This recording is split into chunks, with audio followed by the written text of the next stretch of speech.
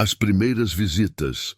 Há experiências na vida que desafiam tudo que aprendemos sobre a realidade. Momentos que nos fazem questionar se existe realmente uma fronteira clara entre este mundo e o próximo. Esta é a história de Laura, uma mulher de 35 anos, que durante 3 meses viveu algo que mudou completamente sua compreensão sobre vida, morte e o que existe além. Uma história sobre um espírito que a visitava todas as noites. Uma história que mistura terror, espiritualidade e uma lição profunda sobre deixar ir. Laura sempre foi uma pessoa cética. Formada em medicina, trabalhava como residente em um hospital em Porto Alegre. Sua vida era regida pela ciência, pela lógica, por aquilo que podia ser provado e medido. Ela não acreditava em fantasmas, em espíritos, em nada sobrenatural. Para ela, quando morremos, simplesmente deixamos de existir. Não há alma, não há vida após a morte. Não há nada além do fim. Essa era sua crença inabalável, até que começaram as visitas.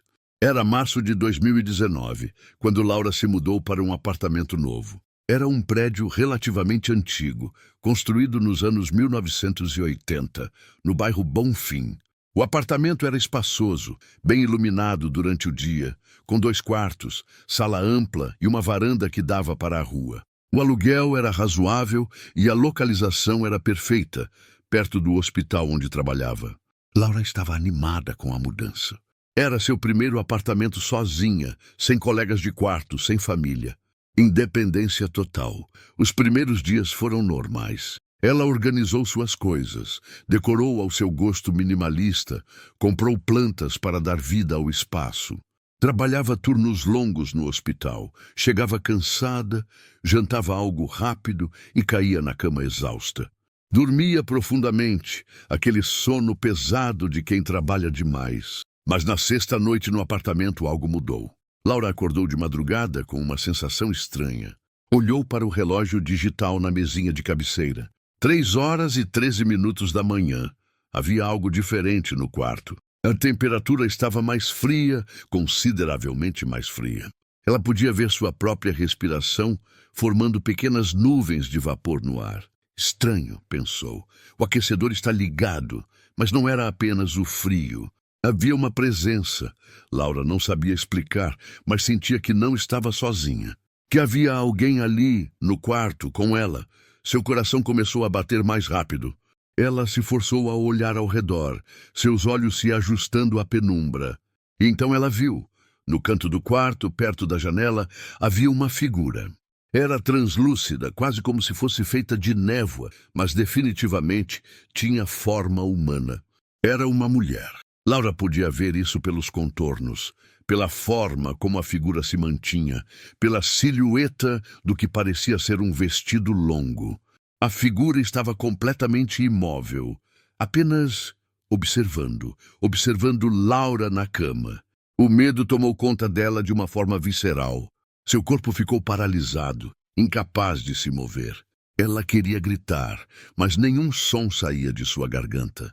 Ficaram assim por tempo que pareceu uma eternidade, mas provavelmente foram apenas alguns segundos.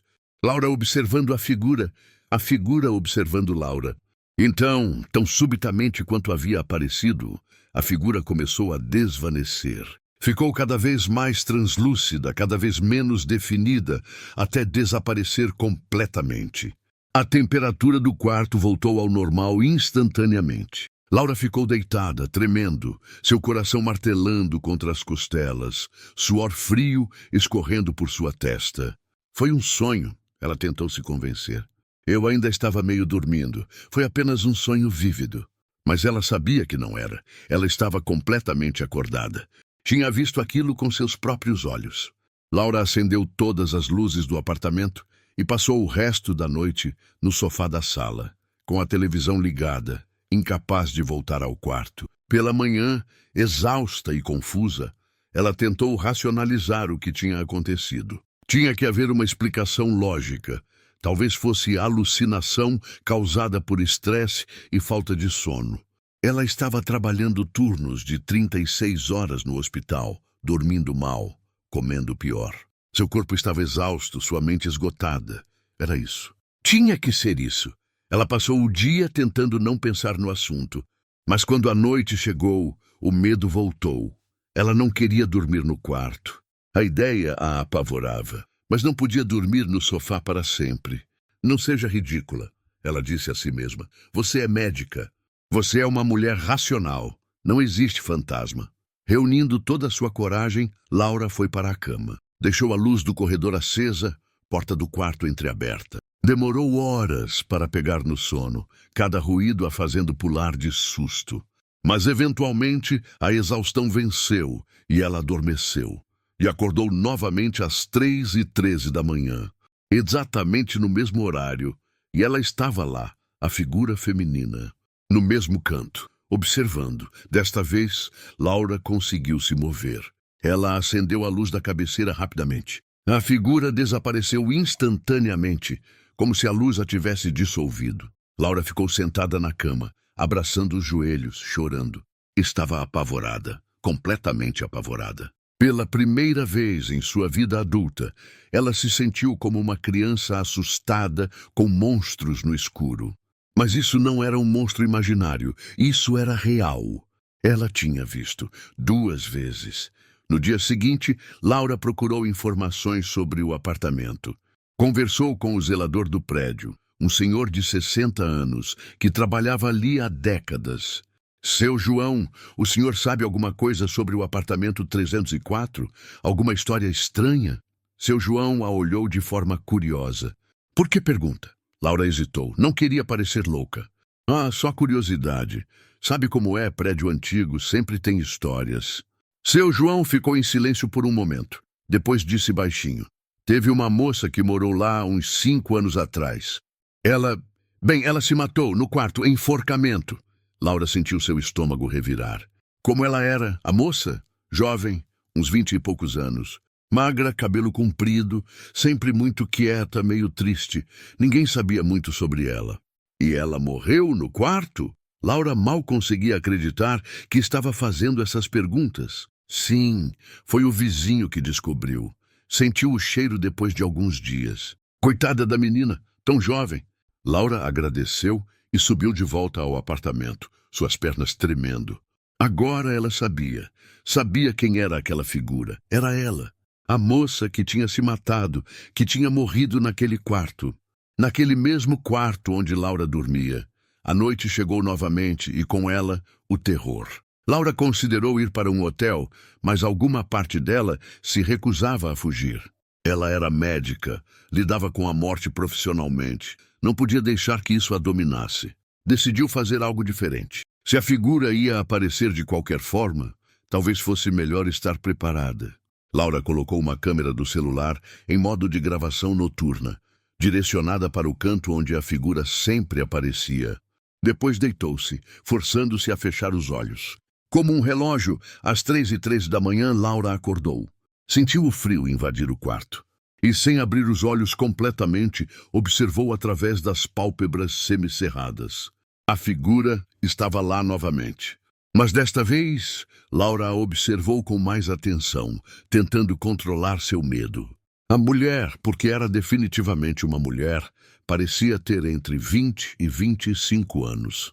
Tinha cabelos longos e escuros que caíam sobre os ombros. Vestia o que parecia ser um vestido ou camisola branca e longa. Seu rosto era indefinido, difícil de ver claramente, mas Laura tinha a impressão de uma tristeza profunda.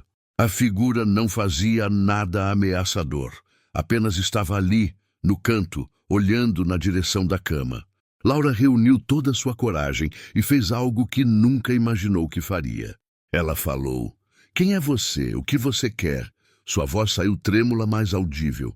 A figura não respondeu. Não se moveu, apenas continuou ali, imóvel como uma estátua de névoa. "Você precisa de ajuda?" Laura tentou novamente. Desta vez, algo mudou. A figura inclinou a cabeça ligeiramente, como se tivesse ouvido, como se estivesse processando a pergunta. Por um momento, Laura teve a impressão de que a figura tentava falar, mas nenhum som saía. E então, lentamente, a figura levantou um braço. Apontou para algo. Laura seguiu a direção. A figura estava apontando para o armário. O grande armário embutido que ocupava uma parede inteira do quarto. Laura olhou de volta para a figura, confusa. O armário? Tem algo no armário? A figura manteve o braço estendido por mais alguns segundos. Então, como sempre, começou a desvanecer. Espera! Laura gritou, surpreendendo-se com sua própria reação. Não vá, me diga o que você quer. Mas era tarde. A figura havia desaparecido completamente. Laura ficou sentada na cama, processando o que tinha acabado de acontecer. Ela tinha conversado com um fantasma, tinha interagido e a entidade tinha respondido de alguma forma. Tinha apontado para o armário. Com o coração ainda acelerado, mas agora impulsionada por uma curiosidade estranha, Laura levantou-se da cama. Foi até o armário e o abriu. Dentro, suas roupas penduradas, algumas caixas com sapatos, nada de incomum. Mas a figura tinha apontado especificamente para ali. Tinha que haver algo. Laura começou a verificar, movendo roupas, verificando prateleiras. Então, no canto superior do armário, quase escondido, ela sentiu algo. Uma tábua solta. Ela puxou e a madeira saiu facilmente, revelando um pequeno espaço vazio entre o armário e a parede. E lá dentro havia algo. Com mãos tremendo, Laura alcançou e puxou. Era uma caixa de sapatos velha. Estava empoeirada, como se tivesse ficado ali esquecida por anos. Laura levou a caixa para a cama e, hesitante, abriu a tampa. Dentro havia várias coisas. Fotografias, cartas, um diário e um bilhete. A história revelada. Laura pegou o bilhete primeiro. Estava dobrado, o papel amarelado pelo tempo. Com mãos tremendo, ela o desdobrou e leu. A caligrafia era feminina, delicada, mas havia uma desesperança nas palavras que cortava como uma faca. Se alguém encontrar isto, quero que saibam que eu tentei. Tentei ser forte, tentei continuar, mas a dor é demais. Perdi tudo que importava. Minha mãe se foi. Ela era tudo o que eu tinha. E agora não tenho mais nada. Ninguém. Estou tão cansada de estar sozinha. Tão cansada de sofrer. Talvez do outro lado eu a encontre novamente. Talvez lá eu tenha paz. O bilhete não estava assinado. Não tinha data, mas Laura sabia quem tinha escrito. A moça que tinha se matado naquele quarto. As lágrimas começaram a escorrer pelo rosto de Laura. Era uma carta de suicídio, um último grito de dor de alguém que não via mais saída.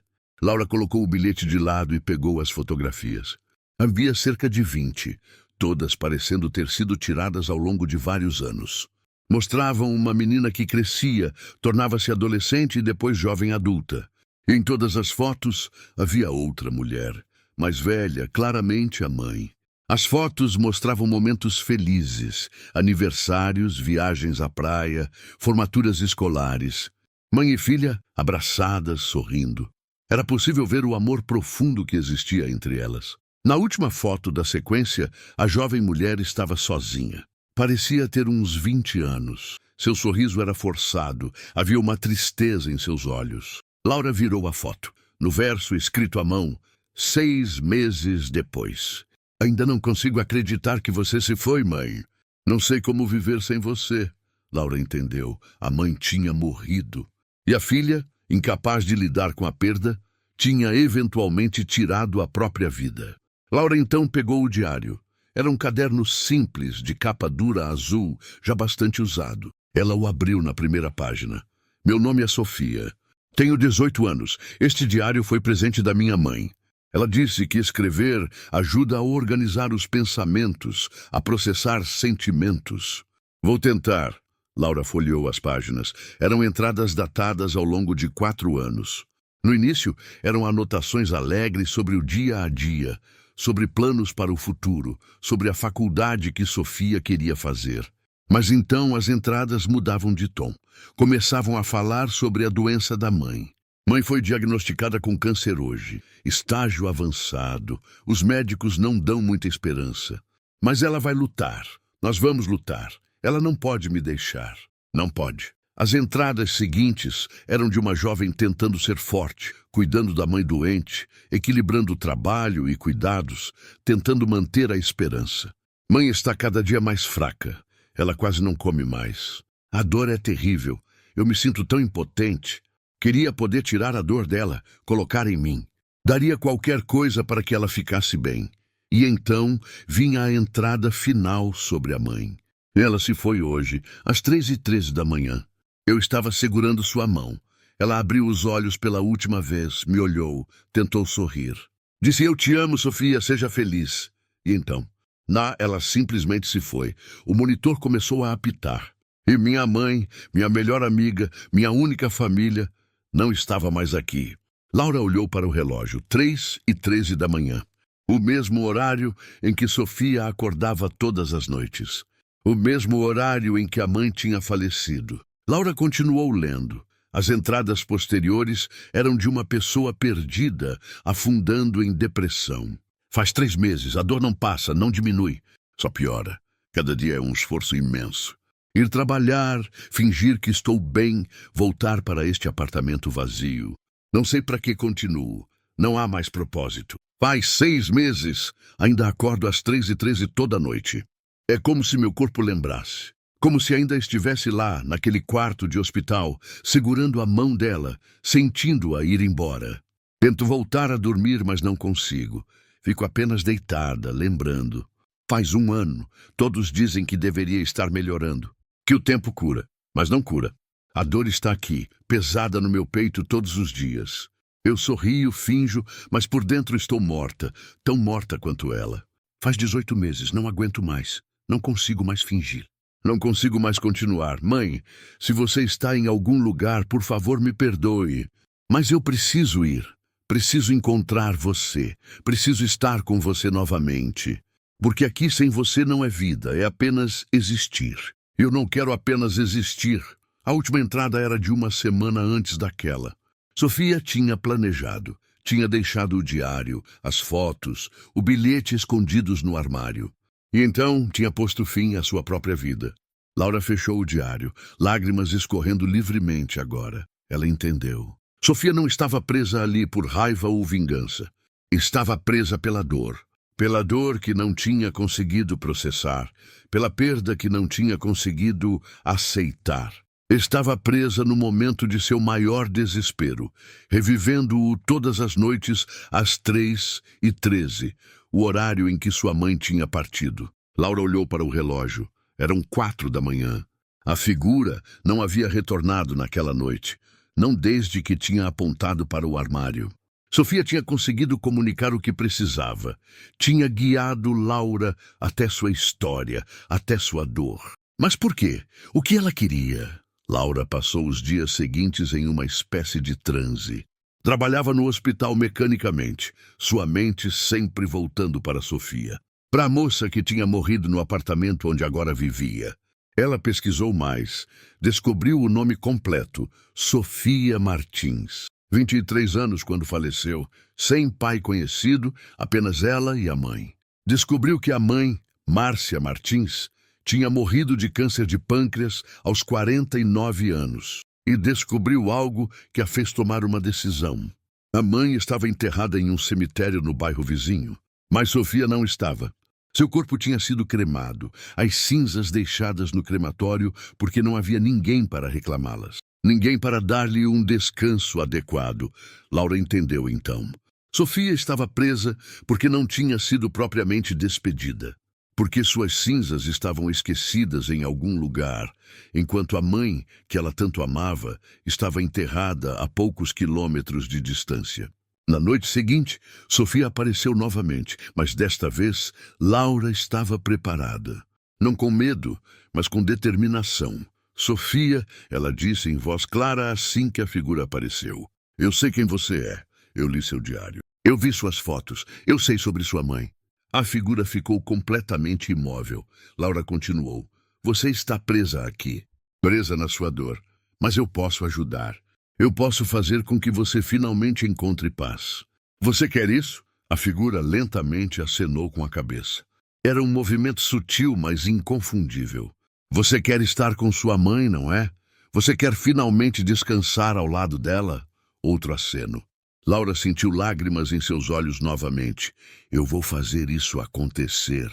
Prometo a você, mas você precisa confiar em mim. E quando eu fizer isso, você precisa ir. Precisa deixar esta dor para trás e seguir em frente. Pode fazer isso? A figura ficou parada por um longo momento. E então, pela primeira vez, Laura viu algo mudar em seu rosto indefinido. Viu o que parecia ser gratidão. E a figura desapareceu.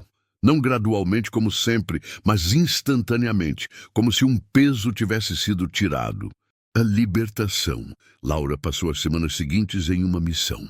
Primeiro, precisava localizar as cinzas de Sofia. Ligou para o crematório, explicou a situação. Após muita burocracia, conseguiu autorização para reclamar as cinzas. Eram mantidas em uma urna simples, catalogada apenas com um número. Ninguém tinha vindo buscá-las em 5 anos. Laura pegou a urna com reverência, segurando-a como se fosse o objeto mais precioso do mundo. "Vou levar você para casa, Sofia", ela sussurrou. O próximo passo foi mais complicado. Precisava de permissão para enterrar as cinzas de Sofia no mesmo cemitério onde a mãe estava, idealmente próximo ao túmulo de Márcia. Isso envolvia papelada, permissões legais, custos. Laura gastou suas economias nisso. Não se importou. Sabia que era o que precisava fazer. Finalmente, após 3 semanas de processo burocrático, tudo estava autorizado. As cinzas de Sofia seriam enterradas a menos de 5 metros do túmulo de sua mãe. Finalmente, elas estariam juntas novamente. Laura organizou uma pequena cerimônia. Não havia família, não havia amigos. Apenas ela, um padre que aceitou fazer uma bênção rápida e o funcionário do cemitério. Era uma manhã cinzenta com ameaça de chuva. Laura segurava a urna contra o peito enquanto o padre rezava. "Sofia Martins", o padre dizia, "que você finalmente encontre a paz que não encontrou em vida. Que você se reúna com aqueles que ama.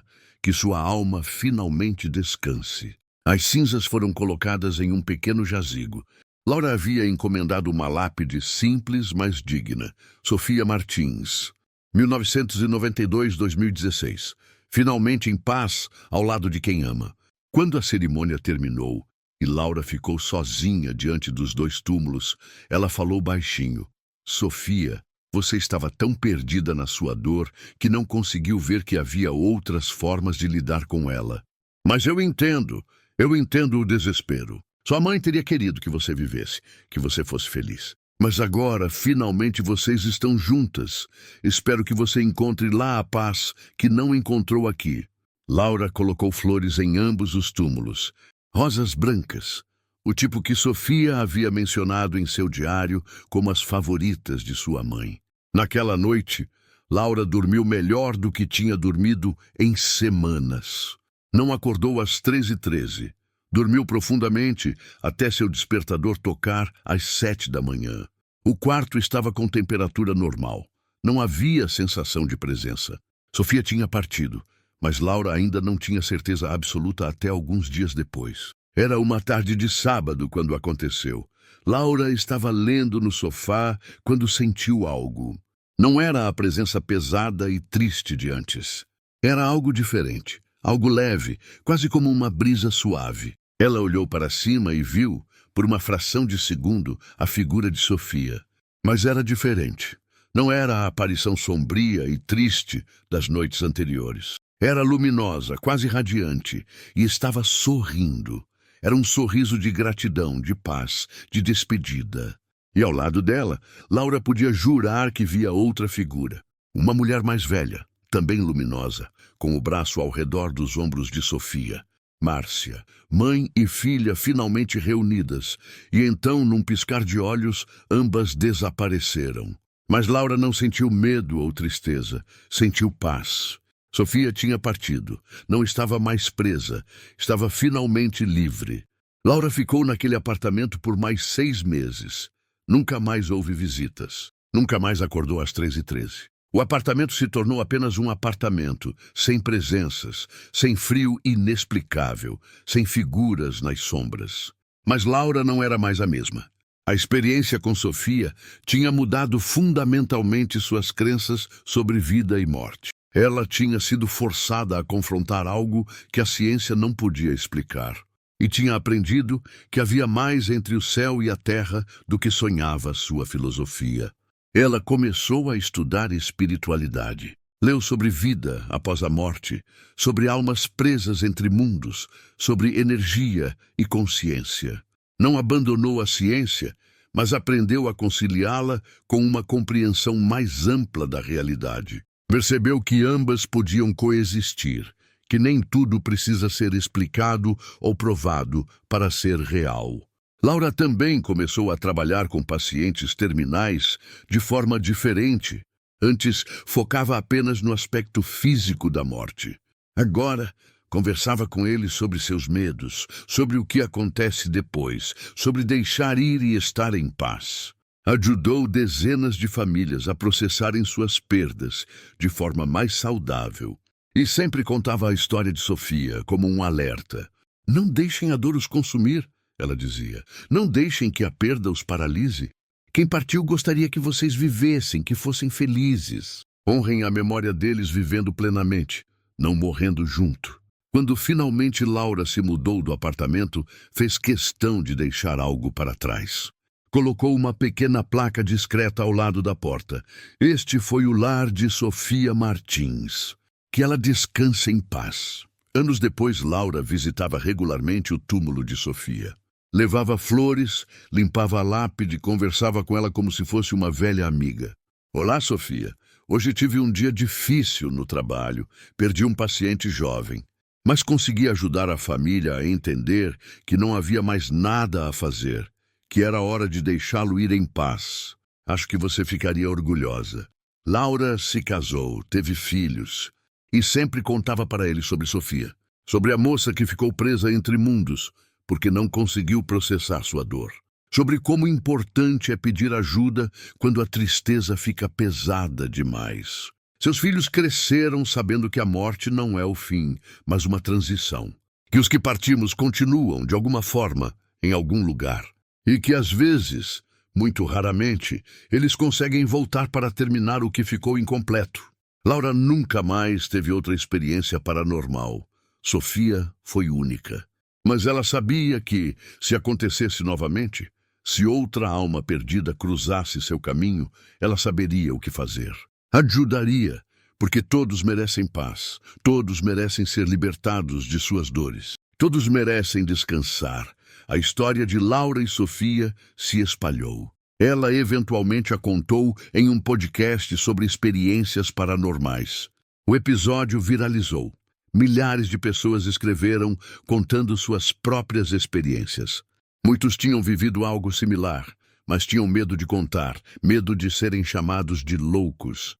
A história de Laura deu a eles validação. Deu a eles coragem para aceitar que o que viveram era real. E muitos, inspirados por Laura, procuraram formas de ajudar as almas que encontraram. Fizeram cerimônias, rezas, rituais, ajudaram espíritos perdidos a encontrar seu caminho. Hoje, o apartamento onde tudo aconteceu tem outros moradores.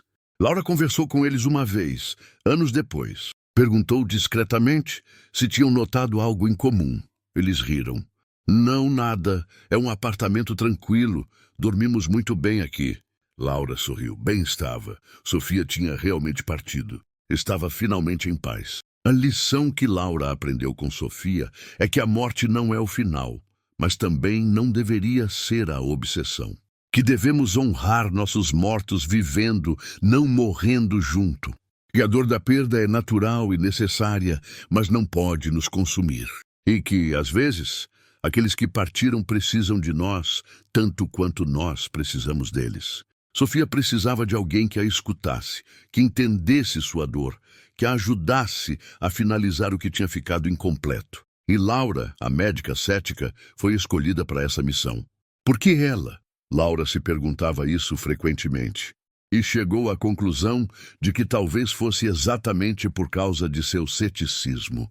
Ela era a pessoa perfeita para receber aquela mensagem, porque quando ela mudou de ideia, quando ela aceitou o inexplicável, isso significava algo. Se até uma médica cética podia acreditar em espíritos, então talvez houvesse algo ali de fato. Esta história é um lembrete. Um lembrete de que o mundo é mais misterioso do que pensamos. de que existem coisas além da nossa compreensão, de que a morte não é necessariamente o fim, e de que amor, o verdadeiro amor entre mãe e filha, entre familiares, entre pessoas, transcende até mesmo a morte. Sofia amava tanto sua mãe que não conseguiu aceitar a perda. Ficou presa naquele amor, naquela dor, até que alguém a ajudou a entender que podia amar sem se prender, que podia honrar sua mãe seguindo em frente, não ficando parada no sofrimento. E quando finalmente entendeu isso, quando finalmente deixou ir, ela encontrou o que procurava. Encontrou paz, encontrou sua mãe, encontrou descanso. Laura carrega essa história com ela todos os dias. Mudou sua forma de ver a medicina, de ver a morte, de ver a vida. Ela não teme mais a morte, sabe que é apenas uma passagem, uma transição, e que do outro lado aqueles que amamos estão esperando. Esta é a história do espírito que visitava Laura à noite. Uma história de terror que se transformou em história de esperança. Uma história sobre deixar ir. Uma história sobre amor que transcende a morte. Uma história que nos ensina que, às vezes, os espíritos que nos visitam não estão aqui para nos assustar, mas para pedir ajuda, para finalizar o que ficou incompleto, para encontrar a paz que não conseguiram em vida. E que nós, os vivos, temos o poder de ajudá-los. Temos o poder de libertá-los. Anos se passaram desde aquela primeira noite assustadora. Laura hoje tem 45 anos. É chefe de uma unidade de cuidados paliativos em um grande hospital. Seu trabalho não é mais apenas tratar o corpo, mas cuidar da alma.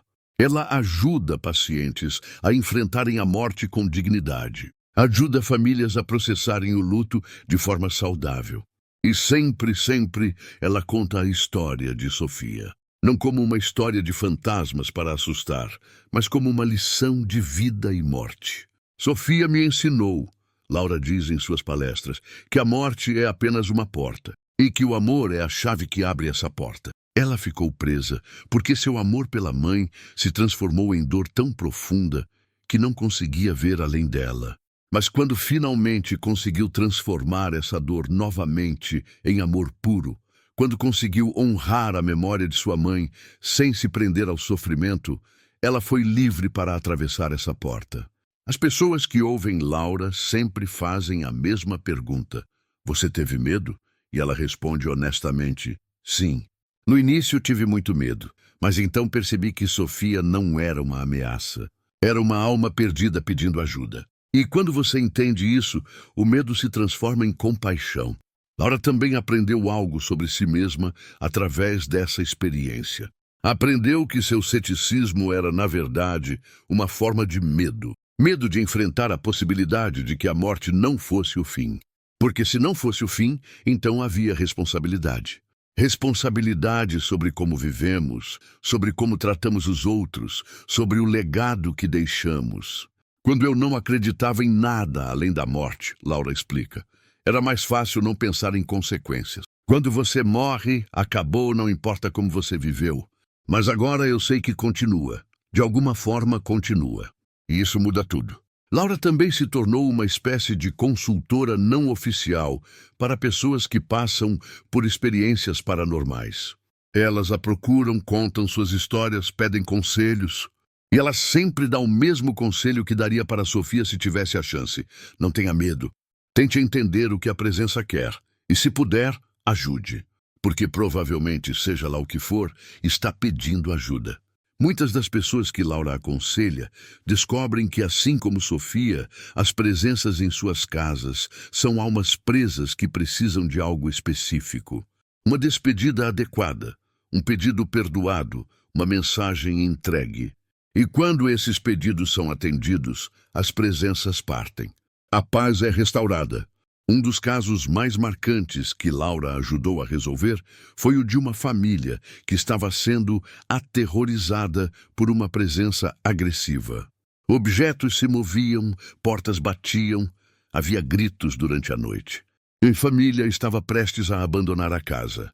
Laura foi até lá, conversou com eles, investigou. Descobriu que a casa havia sido construída sobre um antigo cemitério indígena. As ossadas tinham sido removidas sem cerimônia, sem respeito. Laura ajudou a família a organizar uma cerimônia adequada com um pajé local. Eles pediram perdão, fizeram oferendas, mostraram respeito. E os fenômenos cessaram completamente. A presença não era malévola, estava apenas zangada por ter sido desrespeitada. Quando o respeito foi restaurado, a paz voltou. Esses casos ensinaram a Laura algo fundamental. A maioria das almas que ficam presas não são más.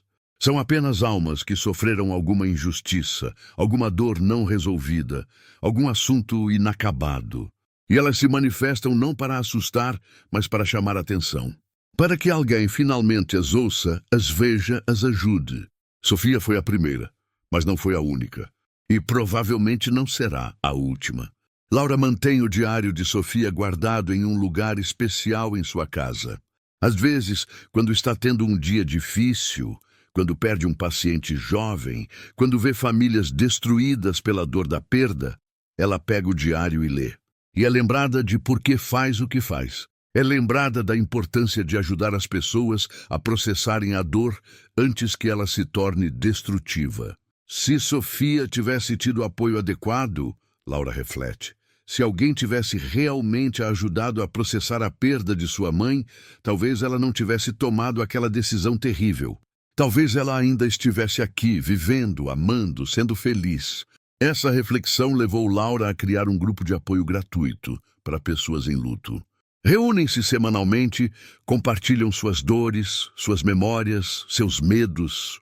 E Laura está sempre lá, guiando, apoiando, lembrando-os de que a dor é válida, mas não pode ser a única coisa que define suas vidas. Quem você perdeu gostaria de ver você feliz, ela sempre diz. Honre a memória dele sendo feliz, vivendo plenamente, amando novamente. E muitas vidas foram salvas por esse grupo. Pessoas que estavam considerando suicídio, assim como Sofia fez, encontraram apoio e esperança. Encontraram uma razão para continuar. O túmulo de Sofia tornou-se um lugar especial, não apenas para Laura, mas para muitos que ouviram a história. Pessoas deixam flores, cartinhas, pequenos presentes. Obrigada, Sofia, por me ensinar a deixar ir, diz uma das cartas. Perdi minha mãe também e estava perdida, mas sua história me mostrou que posso honrar ela vivendo. Laura lê essas cartas sempre que visita. E sabe que Sofia, onde quer que esteja, também as vê. E está feliz. Feliz por sua dor ter servido para ajudar outros. Feliz por sua história ter significado. O apartamento mudou de mãos várias vezes desde então. Laura mantém contato com a síndica do prédio. Sempre pergunta sobre os moradores do 304. E sempre recebe a mesma resposta. Tudo tranquilo, nenhum problema. A pequena placa que Laura deixou ainda está lá, ao lado da porta. Alguns moradores perguntam sobre ela, e a síndica conta a história. Alguns acham interessante, outros acham assustador. Mas todos, sem exceção, tratam o apartamento com um respeito especial.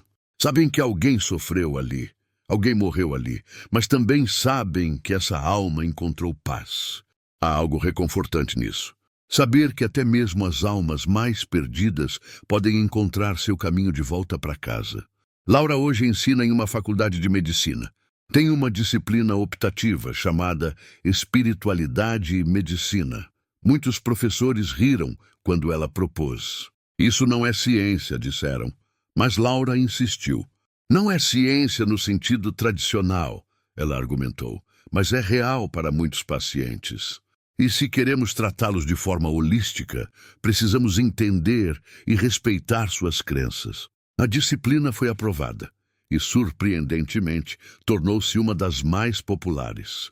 Estudantes de medicina, tão focados em ciência e lógica, descobrem que há espaço para mistério, que nem tudo precisa ser explicado, que às vezes simplesmente aceitar e respeitar é suficiente. Laura sempre dedica uma aula inteira para contar a história de Sofia.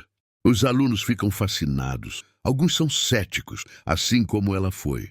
Outros já tiveram suas próprias experiências e se sentem validados.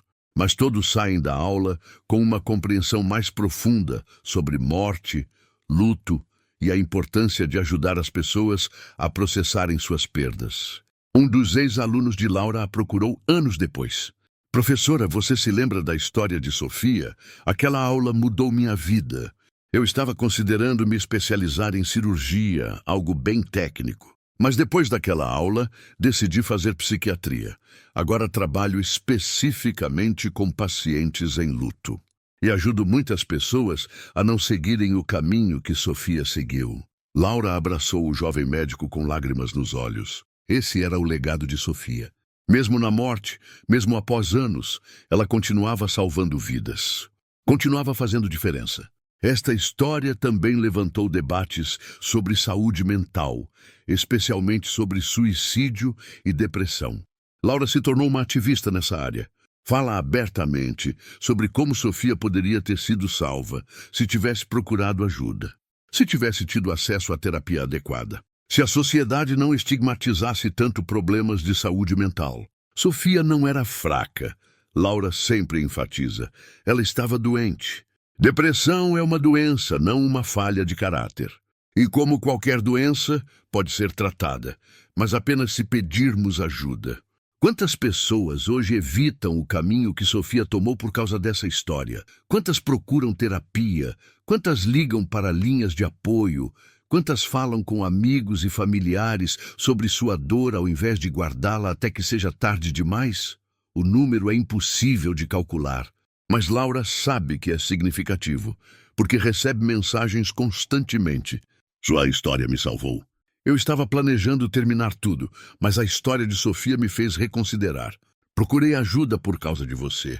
Essas mensagens mantêm Laura indo. Mantém ela contando a história repetidamente, para qualquer um que queira ouvir. O espírito que visitava Laura à noite não era um monstro. Era uma jovem mulher quebrada pela dor, perdida no escuro, procurando uma luz que a guiasse para casa. E Laura, com compaixão e determinação, tornou-se essa luz. Ela guiou Sofia de volta para sua mãe, de volta para a paz, de volta para o amor. E nesse processo, Laura se transformou. Deixou de ser a médica cética que via a morte como o fim absoluto. Tornou-se alguém que entende que há mais, que há continuidade, que há esperança mesmo além do véu. Hoje, quando Laura fecha os olhos para dormir, não tem medo do escuro. Não tem medo do desconhecido, porque sabe que do outro lado, seja lá o que for, há amor, há luz, há paz, e que aqueles que amamos nunca realmente nos deixam. Eles apenas mudam de forma. Sofia não está mais no apartamento, não está mais presa entre mundos, mas de alguma forma, Laura sente que ela ainda está por perto. Em cada paciente que ajuda a morrer em paz, em cada família que consegue processar o luto de forma saudável, em cada vida salva do suicídio, Sofia está lá. Sua presença não mais assustadora, mas reconfortante. Uma lembrança de que mesmo da maior tragédia pode nascer algo bom. Pode nascer aprendizado, pode nascer mudança. Esta é a história do espírito que visitava Laura à noite. Uma história que começou com terror e terminou com amor. Uma história sobre uma médica que aprendeu que a ciência não tem todas as respostas. Uma história sobre uma jovem que ficou presa na dor até que alguém a ajudou a se libertar. Uma história sobre como os mortos às vezes precisam dos vivos, tanto quanto os vivos precisam dos mortos. E, acima de tudo, uma história sobre deixar ir. Sobre aceitar que a perda faz parte da vida. Que a dor é natural e necessária, mas que não podemos deixar que ela nos defina. Não podemos deixar que ela nos paralise. Não podemos deixar que ela nos mate. Quem partiu gostaria que vivêssemos, que amássemos, que fôssemos felizes. Essa é a melhor forma de honrar sua memória. Não chorando eternamente, mas vivendo plenamente. E se você está lendo isso agora, se você perdeu alguém que amava, se você está carregando uma dor que parece pesada demais, saiba que você não está sozinho. Saiba que é ok procurar ajuda. É ok admitir que está sofrendo. É ok não estar bem, mas também saiba que pode melhorar. Que a dor diminui, que você pode aprender a viver com a perda sem ser consumido por ela. Sofia não teve essa chance, mas você tem. Use-a. Viva, ame, seja feliz. É o que aqueles que perdemos gostariam. É o que Sofia, onde quer que esteja, Gostaria que todos soubessem. Esta história é real.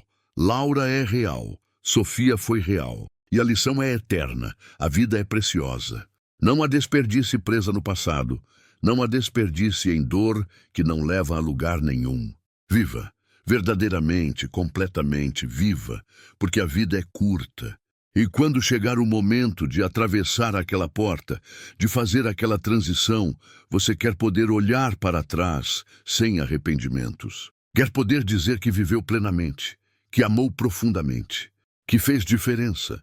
Esta é a história do espírito que visitava Laura à noite. E esta é sua lição: viva enquanto pode, ame enquanto pode. E quando perder alguém, honre-os vivendo, não morrendo junto. Porque do outro lado, eles estão esperando, mas não ainda. Não antes de você ter vivido sua vida completamente. Sofia espera, Márcia espera, todos aqueles que amamos e perdemos esperam. Mas esperam pacientemente, querendo que aproveitemos cada momento que ainda temos. Então faça isso, viva, esta é a mensagem, esta é a lição, esta é a história do espírito que visitava à noite. E da médica que aprendeu que, às vezes, os mortos têm muito a ensinar aos vivos. Sobre perda, sobre amor, sobre deixar ir. E sobre como encontrar paz, tanto neste mundo quanto no próximo.